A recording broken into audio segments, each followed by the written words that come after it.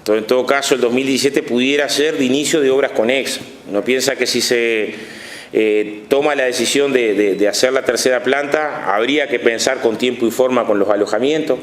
Problemas que tuvimos con la primera planta, sobre todo, fue la de no contar con alojamiento, y con la segunda planta, que los alojamientos no estaban prontos al momento del inicio de la planta y después tuvo un proceso intermedio de complejidad. Solo nos preocupa mucho los temas de salud laboral vinculados a la planta, nos preocupa mucho los temas de formación profesional, nos preocupa mucho el tema del trabajo migrante. Nosotros le vamos a dar la bienvenida a cada trabajador de cualquier parte del mundo que venga a trabajar a Uruguay, pero tiene que venir en condiciones de las que la normativa uruguaya establece, pero que tiene mecanismos insuficientes de control. Nosotros colocamos en la negociación colectiva esta preocupación. Hay obras que se están hechas en el centro de Montevideo con trabajadores que vienen sin documentación en condiciones muy precarias y bueno, defender el trabajo migrante es un elemento que en estas plantas de estas características es muy importante, porque en definitiva terminan participando muchas veces empresas extranjeras donde los controles migratorios son demasiado laxos. Hay una discusión muy fuerte para dar sobre los temas de formación profesional, participación también de mano de obra nacional y participación de red de proveedores. Nosotros creemos que estas inversiones son importantes en tanto y en cuanto lo que dejan para el país, y lo que dejan para el país es tanto a la línea. Yo creo que estamos a tiempo de contribuir a que esto se desarrolle de la mejor forma posible, sabiendo que las complejidades de estas obras después demandan un tiempo enorme de discusión. Y bueno, esa es la parte en lo laboral sindical. Hay otro costado que no es nuestro, pero que nos preocupa, que bueno, que claramente también tienen que tener este tipo de emprendimiento todos los controles desde el punto de vista de minimizar los impactos medioambientales. Pero tomando estos recaudos de la mayor participación del trabajo nacional, de la mayor participación, lo que más pueda dejar para el país y los máximos cuidados ambientales, nos parece que es un anuncio importante, ¿no? En ese sentido, se había anunciado que para el proyecto anterior la capacitación iba a ser y el agregado de valor a la mano de obra nacional, cosa que no se dio mucho, ¿no? A ver, nosotros en realidad no estaban, yo participé del segundo proyecto, del de Montes de Plata, y logramos que 1.800 compañeros pasaran por curso, pero lo logramos después de un conflicto muy duro interno. O sea, no fue una condición previa acordada. De hecho, hubo una resistencia muy fuerte a los procesos de formación y después de una circunstancia interna muy compleja logramos que se habilitara una bolsa de trabajo y un proceso de formación, y podemos llegar a esos acuerdos de manera previa mejor, porque en definitiva, cuanto antes comencé la capacitación y formación profesional, mejores condiciones vas a tener de poder participar del proyecto. Pero además de que el proyecto te deje, si lográramos una experiencia del tipo de la que se logró en la refinería, que es instalar talleres de manera permanente, que cada trabajador tuviera por semana una determinada cantidad de horas para destinar a la formación, que la formación estuviera dedicada a las áreas en las que tenemos mayores déficits, montaje electromecánico, instrumentación, soldadura, cañería, que es donde en general tenemos mayor insuficiencia para poder participar, sería el resultado ideal.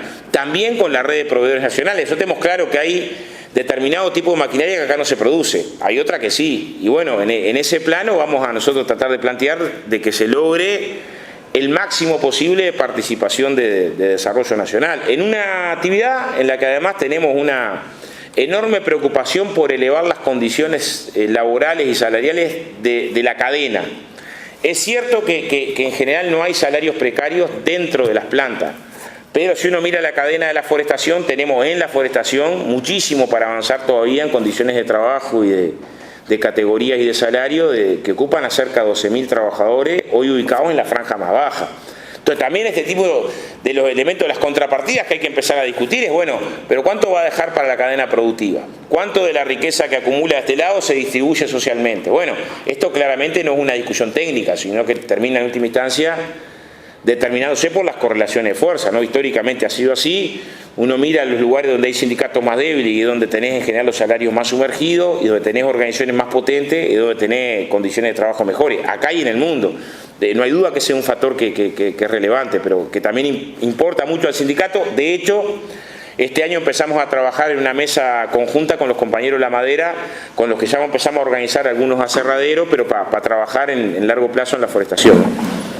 Y vos hablaste obviamente como primordial la defensa del salario, ¿no? Como tarea del sindicato. ¿Qué balance hace de la negociación tripartita de este año? Bueno, fue una negociación muy compleja, capaz la más compleja de la última década, que terminó resolviendo aspectos muy positivos. nosotros teníamos claro que la industria no estaba en un momento de auge, que había venido de un proceso de retroceso desde el punto de vista del boom más alto de la industria de la construcción. También defendimos abiertamente que se había estabilizado la industria en un nivel que era alto en términos históricos, por lo tanto no nos podían argumentar que estábamos en crisis. Nosotros estábamos acá en la crisis del 2002-2003, donde había 15.000 trabajadores ocupados en la industria. Hoy tenemos 50.000. No se puede comparar ese escenario con este escenario.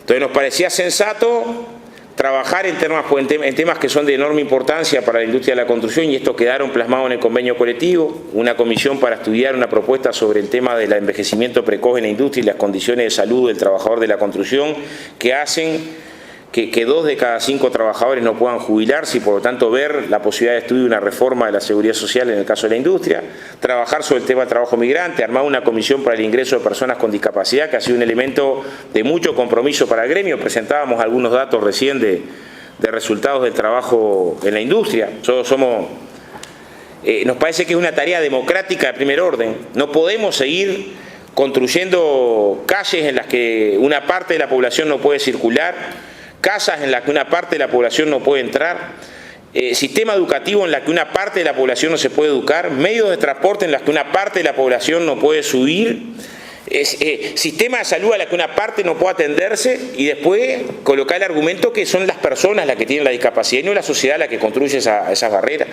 O sea, coloquemos lenguaje de señas en las escuelas y démonos cuenta a partir de ahí de que las personas con discapacidad auditiva van a tener una situación diferente desde el punto de vista de la inclusión. Pero bueno, colocamos estos temas en el convenio, y en lo salarial establecimos un convenio que en ningún caso genera posibilidades de pérdida de salario. Puede generar con una inflación que se mantenga o baje componente hasta de algún punto de crecimiento, pero no fue ese el centro. En ningún caso el convenio colectivo establece riesgo de pérdida de salario. Los cambios en las pautas fueron importantes para esto, los cambios que se lograron en la negociación, que están por encima de la pauta también, el haber logrado un acuerdo que no tiene traslado a precio deja por fuera cualquier hipótesis de dificultades con respecto al convenio colectivo y la obra pública. Pero lo más importante del convenio es que fue votado por 15.000 trabajadores en la Asamblea General. Y no hay organización social o política que convoque 15.000 trabajadores en instancia colectiva para resolver algo. Y que fue la Asamblea General la que votó también de ese tamaño, y las movilizaciones con un grado de acatamiento de cerca del 100%, porque en la negociación colectiva, por encima de los componentes económicos o reivindicativos, lo que importa es qué pasó con el gremio. Bueno, yo creo que el gremio demostró que a pesar de atravesar una etapa de descenso del nivel de actividad en los últimos 3 años, mantuvo los niveles de respuesta y de organización, que es lo que más vale para una organización social, que son con los que vamos el año que viene a sostener una campaña por el trabajo que lanzamos este año, ¿no? Y bueno, yo un solo dato. ¿Qué hay de dónde sacar para pensar en planes de obra pública? No hay duda. Solamente teniendo en cuenta que la recaudación del IRPF Franja 1, que es la que recauda sobre la renta empresarial, y la recaudación del IRAE en el año pasado creció en el entorno de 10 puntos, 10.4 en un caso y 8.6 en el otro, en términos reales, descontando la inflación, en una economía que creció apenas 1 punto, demuestra que hay sectores económicos que están en condiciones de poder aportar más a la construcción de infraestructura, de aportar más a la construcción de vivienda, de aportar más a fondos que tengan que ver con el desarrollo de la industria. Nosotros estamos abriendo una discusión en ese sentido, de decir, bueno, este año que va a haber rendición de cuentas, discusión de presupuesto, tendríamos que no ir a la discusión de la manta corta, sino ver cómo logramos un desafío que es uruguayo, pero que es de todo el continente. No el Zunca, la CEPAL presentó un informe que uno de los componentes principales de la desigualdad es que los sectores que concentran la inmensa mayoría de la riqueza en América Latina, la inmensa mayoría tributan apenas por el 5% de la riqueza que generan, y eso lo que hace es que la participación posterior en la financiación de políticas públicas es mirriada y se reproduzcan relaciones de desigualdad y que terminen grandes grupos económicos en una lógica de poder, obligando a los estados a exoneraciones amplias para poder instalarse. Bueno, yo creo que hay que potencialmente pensar que esa es una discusión que hay que cambiar, porque la desigualdad es la gran tragedia que sufre nuestro continente, y que si bien en Uruguay se ve de manera más atemperada, somos un poco campeones de la B, ¿no? Somos el país más igualitario en el continente más desigual del mundo, ¿no?